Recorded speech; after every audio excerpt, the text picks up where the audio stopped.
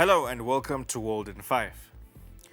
Zimbabwe's leader, President Emerson Mnangagwa, has demanded more from Zimbabwe's ambassadors in various missions.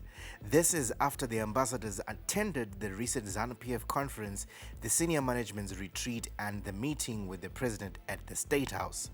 Faith Nyaude gives us more in the following report. Go ye therefore, the president told ambassadors serving in missions abroad. President Mnangagwa gave his troops their marching orders at State House in Harare today. He reminded them of their assignments at their different missions. This was after a week-long retreat and strategic review that was held in Gweru from October 27 to November 2nd, organized by the Ministry of Foreign Affairs and International Trade.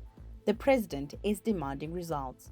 Information you have gathered during this period should help you to better deliver in the course of your duties and responsibilities back at your stations.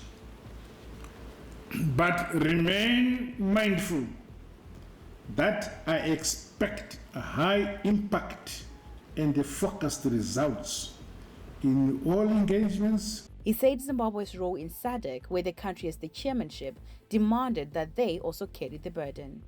The Foreign Affairs Ministry and in particular you here gathered must ensure that Zimbabwe's tenure is a success wherever you are stationed.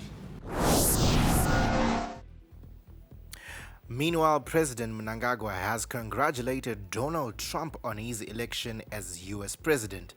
Trump, the Republican candidate, won the U.S. presidential race ahead of the Democrat Kamala Harris. In his congratulatory message, the President Mnangagwa said, and I quote, "The world needs more leaders who speak for the people. Zimbabwe stands ready to work with you and the American people to build a better and more prosperous and more peaceful world." Close quote.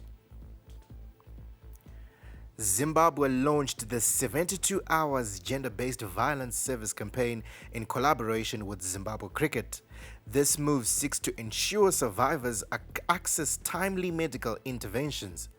Supported by the United Nations Population Fund, Zimbabwe Cricket is coming on board as an agent of change in the gender-based violence fight.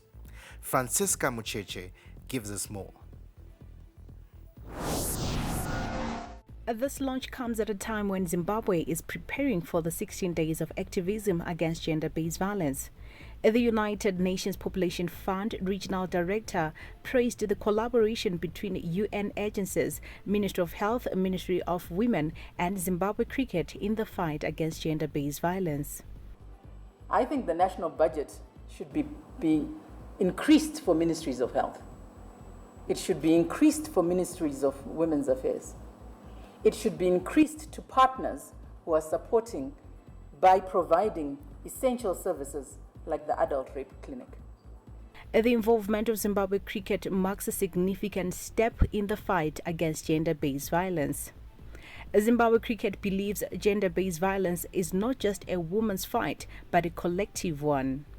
At Zimbabwe Cricket, we are dedicated to uphold principles of respect, fairness, and equality in all aspects of our operations. The World Health Organization (WHO) has mobilized 7 missions to northern Gaza over the past 3 weeks, providing medical supplies and essentials to local hospitals despite frequent challenges to its humanitarian efforts. 216 medical teams supported by the Palestinian Ministry of Health, WHO, UNICEF, UNRWA, and other partners were recently deployed across 106 fixed sites in the north. In addition, more than 200 social mobilizers engaged with communities and raised awareness about polio vaccination efforts. So in October, many WHO humanitarian missions to the north were cancelled or impeded. But over the last 3 weeks, WHO managed 7 missions to the north, 5 missions to specifically, and you saw it a lot in the news, Kamal Adwan, and yesterday also in Al-Ada hospital.